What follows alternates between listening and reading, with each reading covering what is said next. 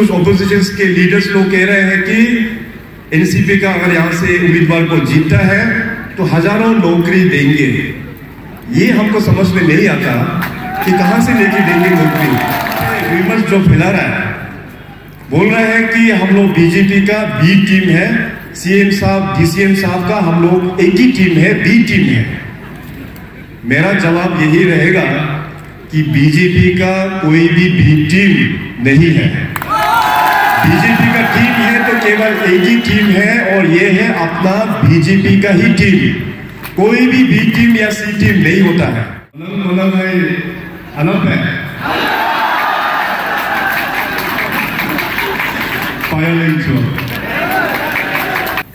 आज का जो पॉलिटिकल मीटिंग है अपना भारतीय जनता पार्टी का,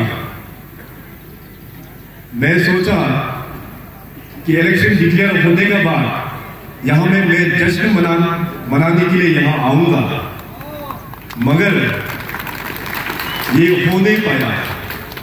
आज हमको यहां आना पड़ रहा है अपनी पार्टी के लिए, अपने उम्मीदवार के लिए, वोट मांगने के लिए। मैं जब यहां यात्री में आया हूं, पिछले 8 वर्षों में सबसे ज्यादा आया है तो यहाँ यात्री में ही आया हूं मैं, पूरे अरुणाचल में। आज मैं यहाँ पे आया हूं तो मेरा अपना जो दिल में जो दुख जो है उसको मैं आप लोगों को बताने के लिए आया हूं। हमको याद है कि 2-3 जगह में आपका यात्री में जो यहाँ पे मीटिंग हुआ तो आप सभी लोग का डिमांड हमेशा यही था कि अपना एक डिस्ट्रिक्ट आप लोग का डिमांड था कि बना के दीजिए। और 1-2 मीटिंग में मैंने कमेंट्स भी नहीं मारा डिस्ट्रिक्ट के बारे में। बाद में जैसे मैंने कहा मैं हमेशा यहाँ पे आता रहा तो यहाँ का सीनियर्स के साथ में बात हुआ। ताबा तेदिर साहब का साथ में हमेशा हमारा इंटरेक्शन होता है। तो ताबा तेदिर साहब ने कहा सर हमारा जो डिमांड जो काफी जेन्युइन है, आपका इस टेन्योर में जैसे भी आपको करके आपको देना है। तो मैंने कहा तेदिर साहब, मैं अपना निशी जनजाति को बहुत रेस्पेक्ट करता हूँ। आज हमारा साथ मेरा कलीग बाबा फरीद साहब यहाँ पे विराजमान है हमारे साथ।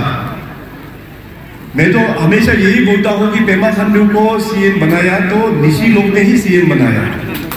मैं 2012 में मैं इनके साथ वहाँ पे न्योकुम के लिए न्यापिन में गया था। तो न्यापिन में जितने भी जो सीनियर्स लोग उन लोग ने आशीर्वाद दिया और बोला है कि पेमा खांडू आप बहुत ही जल्दी सीएम बन जाएगा। उस वक्त में सीएम बनना तो बहुत ही दूर की बात था, मैं सोचता भी नहीं था।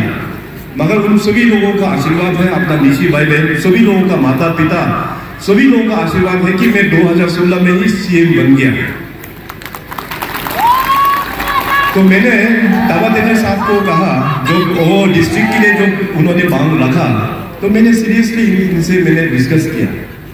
मैंने कहा कि 16 एचडी कॉन्स्टिट्यूंसी पूरा आपका निशी समाज का सबसे एजुकेटेड लोग इस एरिया में है और अच्छा निशी समाज से जो भी अच्छा चीज शुरुआत हुआ है, लास्ट टाइम भी हमने कहा था इसी कॉन्स्टिट्यूंसी से ही शुरुआत हुआ है निशी पूरा कम्युनिटी के लिए।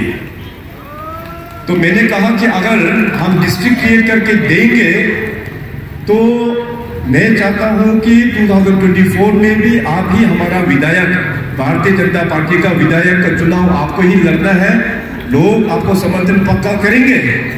तेदिर साहब ने कहा हमारे लोग बहुत अच्छे लोग हैं, बहुत ही सिंपल लोग हैं, सोच विचार में काफी आगे वो लोग सोचते हैं, वो लोग जरूर हमको साथ देंगे और हो सकने से तो वो लोग अनकॉन्टेस्ट भी हमको करके भेजेंगे। इस प्रकार का एक्सपेक्टेशंस आप लोगों में से था।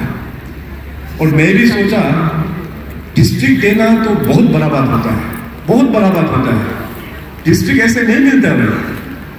देखिए अभी अरुणाचल में जितने भी जो अभी की टेन्योर को मिला के 6 डिस्ट्रिक्ट हमने बनाया। पिछला टेन्योर में 4 डिस्ट्रिक्ट और उससे पहले वाला टेन्योर में 4 डिस्ट्रिक्ट और इस बार का टेन्योर में 2 डिस्ट्रिक्ट, तो 6 डिस्ट्रिक्ट हमने बना के दिया। और उससे पहले आप लोग देखिएगा जितने भी अरुणाचल प्रदेश में जो डिस्ट्रिक्ट गठन हुआ, लोग इतना संघर्ष करके, इतना मुश्किल करके, मतलब सरकार के साथ में लड़ाई झगड़ाई करके तब जाके डिस्ट्रिक्ट हासिल होता है। और आप लोगों को एक डिमांड के लिए एक पब्लिक रैली तक भी मैंने होने नहीं दिया यहाँ पे। Without anything, without doing nothing, ताबा तेदिर जी के आशीर्वाद से आप लोगों को डिस्ट्रिक्ट तक भी हमने दे दिया।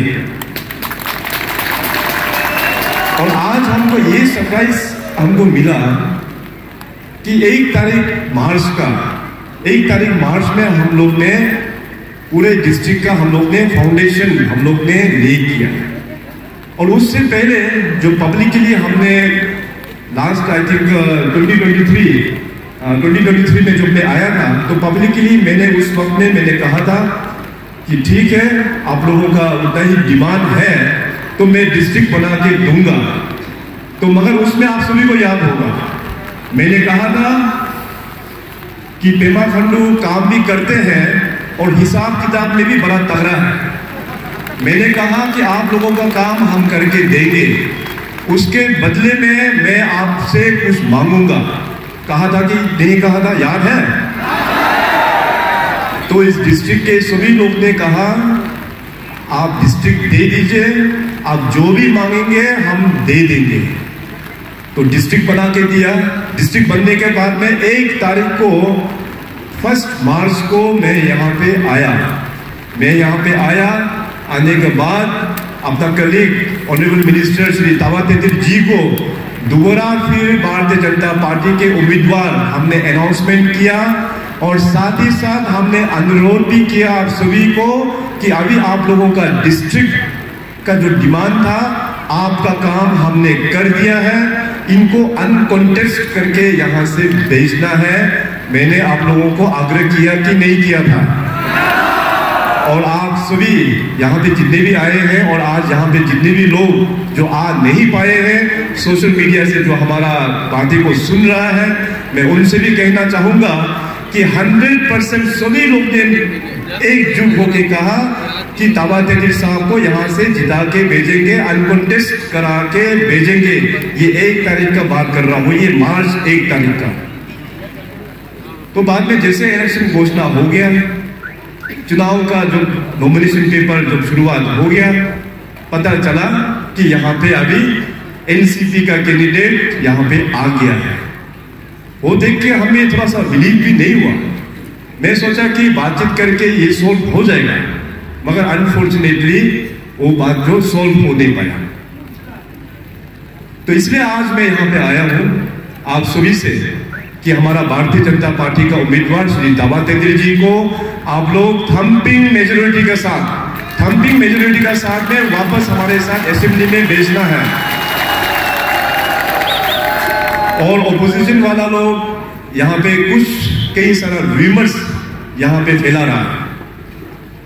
और कैंपेन के दौरान भी कुछ ऑपोजिशन के लीडर्स लोग कह रहे हैं कि एनसीपी का अगर यहाँ से उम्मीदवार को जीतता है तो हजारों नौकरी देंगे।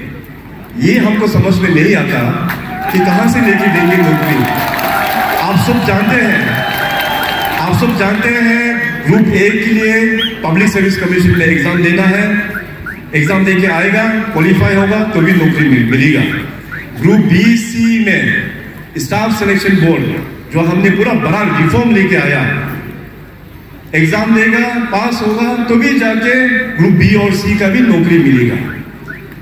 आजकल जितने भी जो लोग मैं मुख्यमंत्री बनने के बाद स्टाफ सिलेक्शन बोर्ड गठन करने के बावजूद भी बहुत सारा घोटाला हुआ रिक्रूटमेंट में। और जहां जहां डिपार्टमेंट में घोटाला हुआ वो आप सब लोग देख सकते हैं। जिन ऑफिसर्स ने घोटाला किया वो लोग अभी जेल में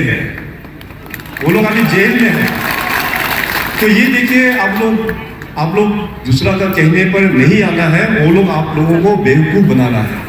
नौकरी, मैं इस राज्य का मुख्यमंत्री हूं, मैं खुद ही नौकरी दे नहीं सकता, आप बाकी का तो बोल ही जाइए। अपना युवाओं के लिए हम हजारों में नौकरी हम क्रिएट कर सकता है, हमने क्रिएट किया भी है, नौकरी हमने क्रिएट किया हुआ है, मगर नौकरी देने का पावर, हक इवन मुख्यमंत्री का पास भी नहीं है। नौकरी देने का जो हक है पब्लिक सर्विस कमीशन, इसका बाद स्टाफ सिलेक्शन बोर्ड, ये 2 एजेंसीज का पास में नौकरी देने का उनका एग्जामिनेशन कंडक्ट करके उसका जरिए से नौकरी दिया जाता है। सो इसलिए आप लोग कैंपेन के दौरान ऑपोजिशन लोग तो बहुत सारा बातें बना के आप लोगों के बीच में बोलेंगे, तो उसको आप लोग बिलीव बिल्कुल नहीं करना है। आजकल हमारा मॉडर्निटी है, सोशल मीडिया का जमाना है, लोग एजुकेटेड हो चुका है, लोगों को इस तरह से बेवकूफ बनाना ये अच्छी बात नहीं है।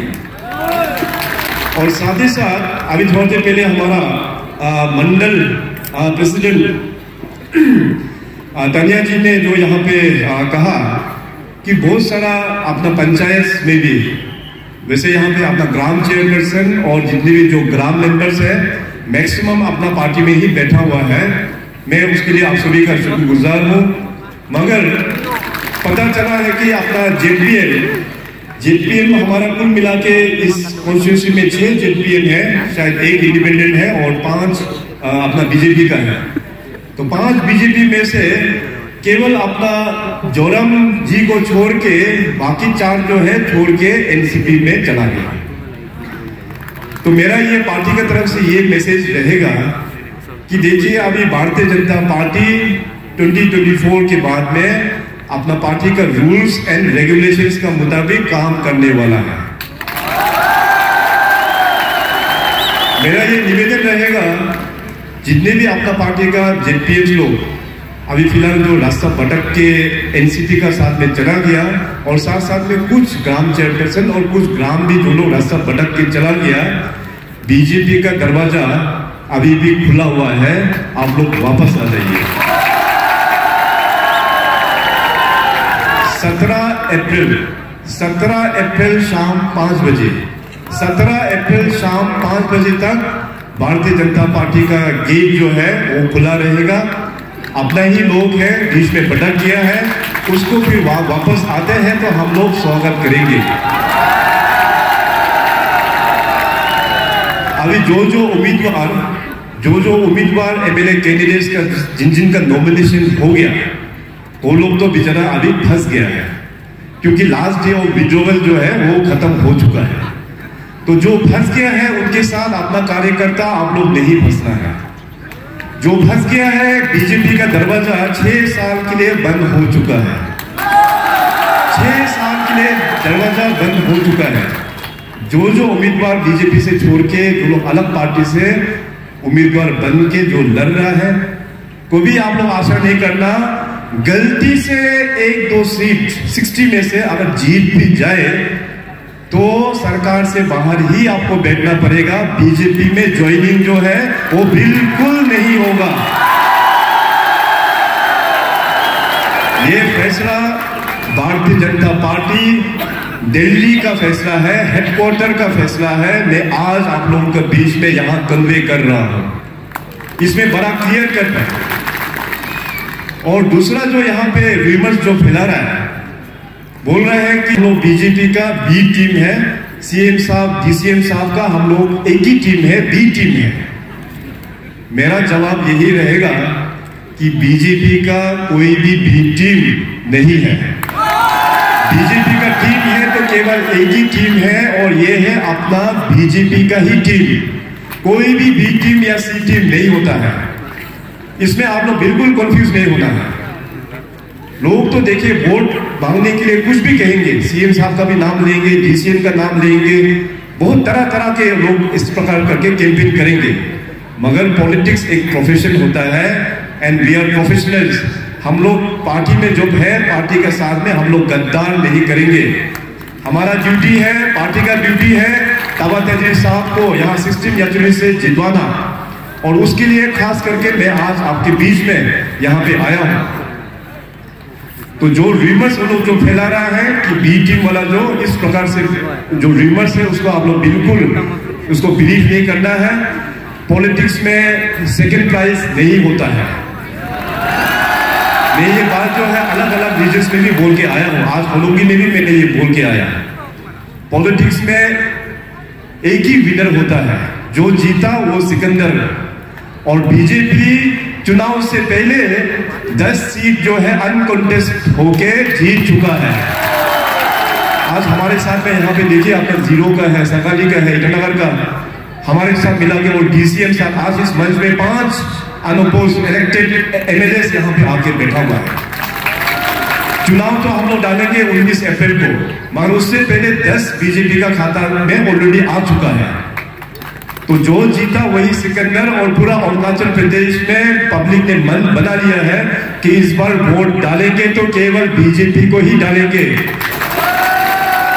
और इस बार बीजेपी ने एक नया रिकॉर्ड हम लोग बनाएंगे। 2019 का जो रिकॉर्ड है उससे भी तोड़ के एक नया रिकॉर्ड हम लोग हासिल करेंगे। भारतीय जनता पार्टी जो है, हम लोग मनी कल्चर का अगेंस्ट है। भारतीय जनता पार्टी का जो परफॉर्मेंस लेवल में हम लोग बात करते हैं। और दूसरा बात यह है कि अनफॉर्चुनेटली अपना 16 याचड़ी कॉन्स्टिट्यूंसी में इतना एजुकेटेड होने का बावजूद भी कुछ रिलीजियस ऑर्गेनाइजेशंस वो लोग यहाँ पे रिलीजन का भी पॉलिटिक्स खेल रहा है। ईटानगर और स्टेट भर में तो कांग्रेस का माध्यम से वो अपना क्रिश्चियन का फोरम्स लोगों को यूज करने का पूरा कोशिश कर रहा है, मगर उन नेताओं को पता नहीं है कि हमारा पब्लिक बेवकूफ नहीं है। रिलीजन और पॉलिटिक्स हम लोग को भी मिक्सअप नहीं करते हैं। रिलीजन का दर्जा बहुत ऊंचा होता है, उसको हम लोग भगवान को हम लोग प्रार्थना करते हैं, पूजा करते हैं। उसको लेके पॉलिटिक्स में मिक्स करना, इससे गंदा बात और क्या हो सकता है। इसलिए रिलीजन को हम लोग आदर करते हैं, जो भी रिलीजन हो, चाहे अपना क्रिश्चियन हो, चाहे अपना बुद्धिस्ट हो, इंडिजिनियस हो, हिंदू हो, मुस्लिम हो, रिलीजन को हम लोग हमेशा प्रार्थना करते हैं। उसको पॉलिटिक्स के साथ में हम लोग मिक्सअप नहीं करते हैं।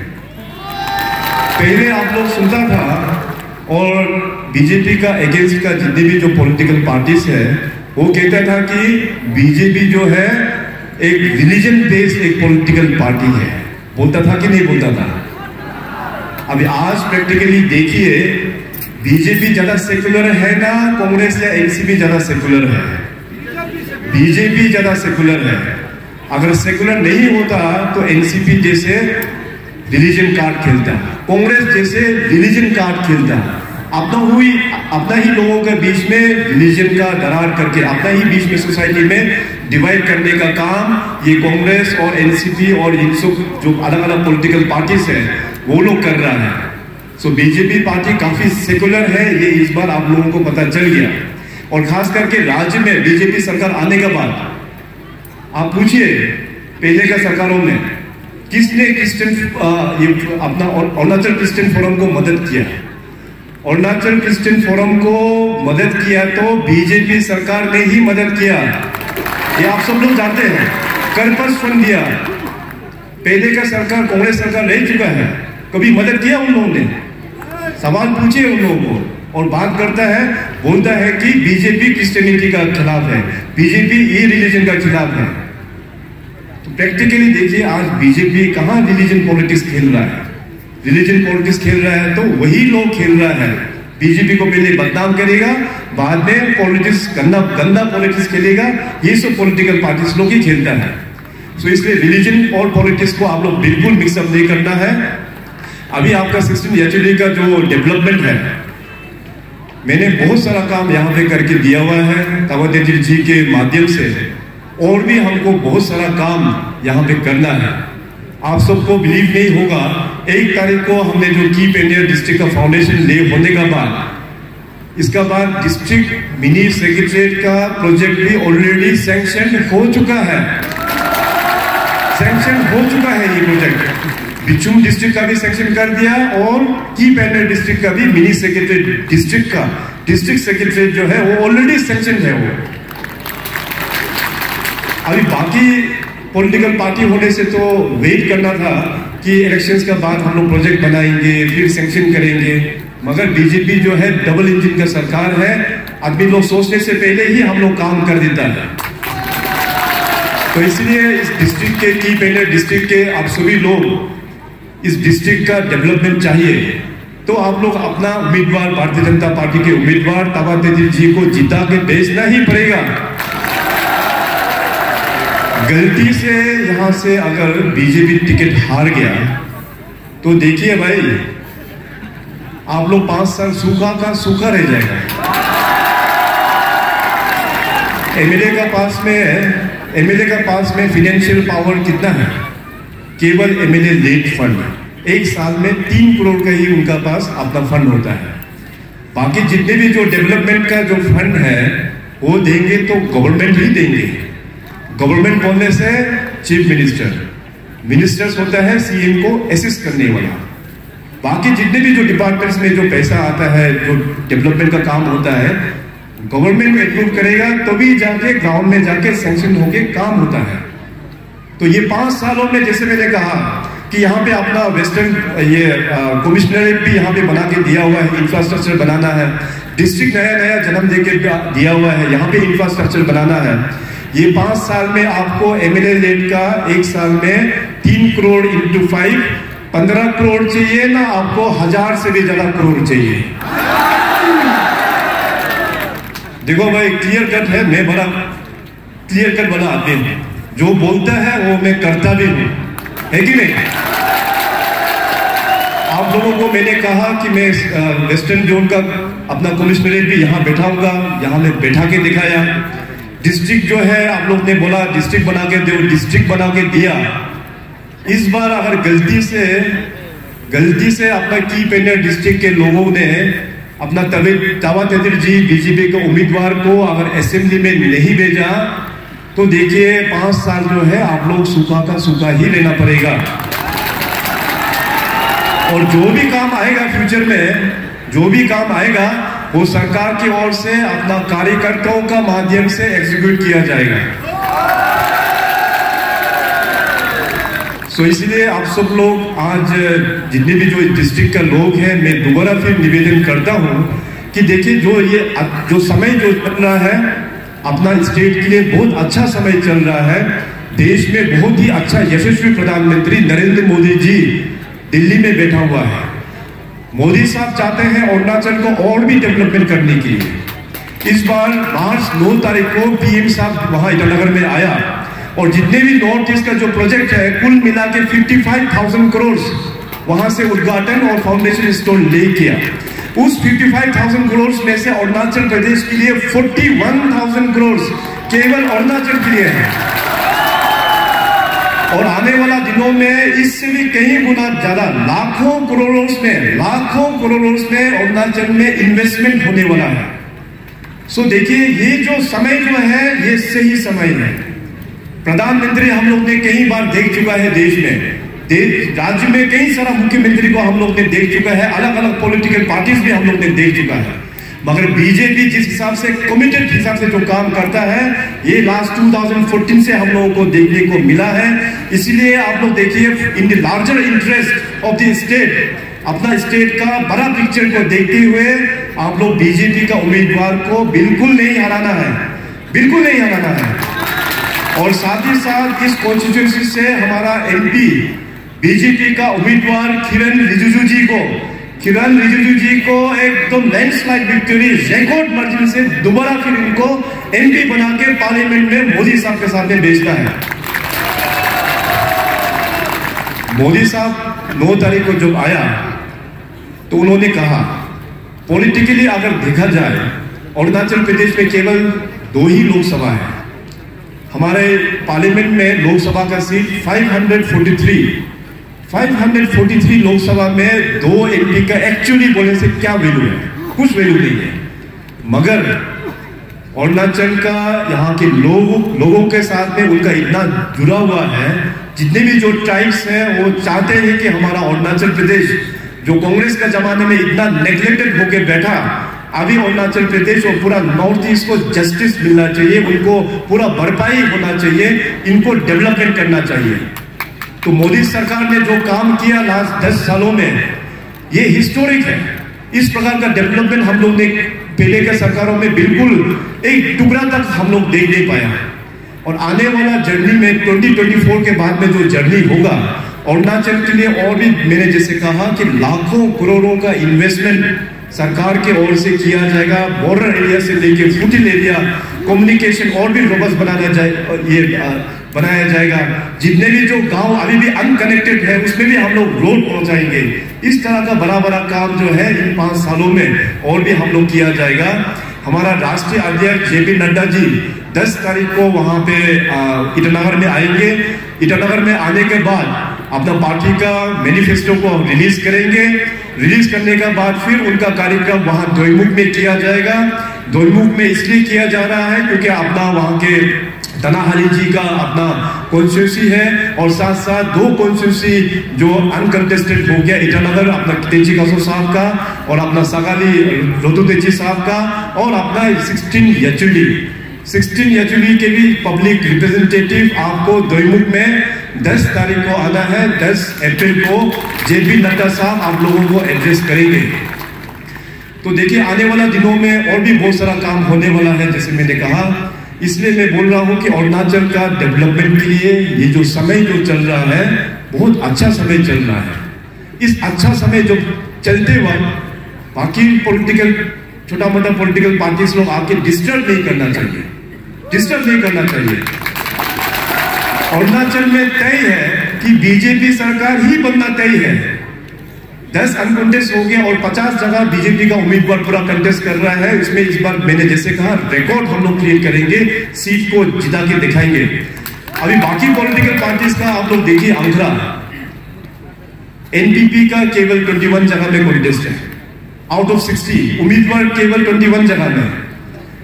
एनसीपी का जो यहाँ का भी जो कैंडिडेट का जो पार्टी है केवल 14 जगह में ही है उनका कैंडिडेट आउट ऑफ 60।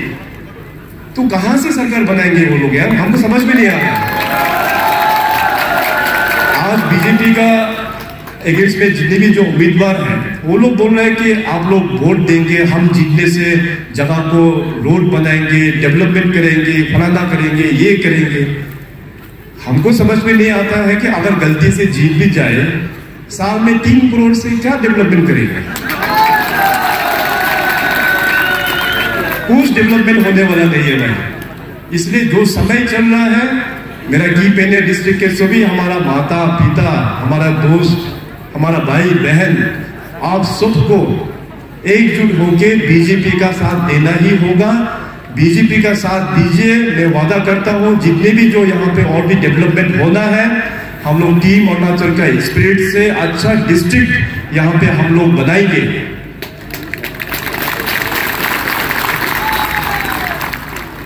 हमें उम्मीद है कि आज मैं यहाँ पे आने के बाद लोगों का सोच में एक जरूर चेंजेस आएगा और वापस फिर अपना घर बीजेपी में वो लोग फिर दोबारा शामिल होंगे।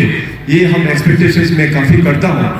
अभी आप देखिए आपका पड़ोसी अपना आपातानी ट्राइब देखिए कितना चालाक है, कितना वो लोग उस्ताद है।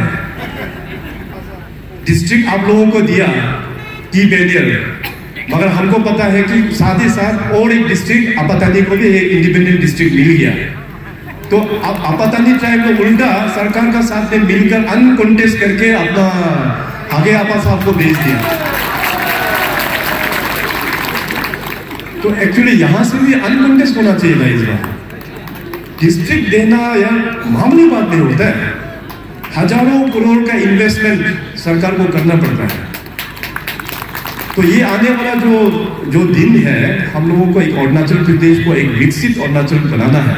अपना 16 यचुली कॉन्स्टिट्यूंसी और की पेनियर डिस्ट्रिक्ट को एक विकसित डिस्ट्रिक्ट के रूप में हम लोगों को खड़ा करना है, उभर के आना है। तो सरकार के साथ में बैठ के ही तो काम होगा। सरकार के बिना और कौन सा ऑर्गेनाइजेशन से आके यहाँ पे डेवलपमेंट होने वाला है? आप लोग अपने आप को सवाल पूछिए अपने आप को कि सरकार के बिना और कौन डेवलपमेंट करेगा यहाँ पे? तो इसलिए मैं आज बड़ा दुखी के साथ यहाँ आया हूँ। एक्चुअली आना था यहाँ जश्न मनाने के लिए कि हमारा तावा देवी साहब का अगेंस्ट में कोई कॉन्टेस्ट यहाँ नहीं हो रहा है, अनकॉन्टेस्ट आप लोग ने दिया है बोल के। मैं कभी एक्सपेक्ट नहीं किया था कि 2024 चुनाव में यहाँ यचुली में वोट मांगने यहाँ आना ये पड़ेगा बोल के मैं एक्सपेक्ट भी नहीं किया। मगर कोई नहीं, डेमोक्रेसी है, गलती से कोई कॉन्टेस्ट कर भी लेता है। मगर हमारा विश्वास आप सभी के ऊपर में विश्वास है। हमारा विश्वास अभी भी एनसीपी का साथ में जितने भी अपना लीडर्स हैं उनके पास भी मेरा विश्वास है कि वापस बीजेपी में आएंगे। 17 तारीख शाम 5 बजे तक वापस आएंगे, ये हमारा विश्वास है। और हमारा पूरा विश्वास है कि इस बार आप लोग दोबारा तावा तेदिर साहब को यहाँ से फुल मेजोरिटी का साथ में आप लोग यहाँ से जिता के उनको वापस भी ईटानगर में हमारे साथ भेजेंगे, ये पूरा विश्वास है। इस विश्वास को आप लोग कायम रखना और आप लोगों का जो डेवलपमेंट एजेंडा का जो इस डिस्ट्रिक्ट के लिए जो भी आप लोगों का यहाँ पे सहयोग चाहिए, आने वाला दिनों में पूरा सरकार उस कमिटमेंट के साथ में हम लोग ग्राउंड में उतार के हम लोग उस डेवलपमेंट को हम लोग लेके जाएंगे। सो इसलिए मेरा सभी से आग्रह होगा कि आप लोग गलत रास्ता में जो भटक गया है वापस फिर अपना घर पे वापस आ जाइए। आप सभी का स्वागत है। हम सब लोग मिलकर इस डिस्ट्रिक्ट को एक अच्छा डिस्ट्रिक्ट हम लोग मिलके बनाते हैं। तावा तेदिर साहब बहुत ही अच्छा इंसान है, बहुत ही हार्ड वर्किंग एक व्यक्ति है, आप सब लोग ने देख चुका है। इनका टेन्योर में कई सारा काम यहाँ पे करके दिया हुआ है और भी आने वाला दिनों में बहुत सारा काम यहाँ पे होने वाला है। आप सभी का आशीर्वाद हमारा भारतीय जनता पार्टी के उम्मीदवार श्री तावा तेदिर जी के ऊपर में आप लोग चाहे रखना।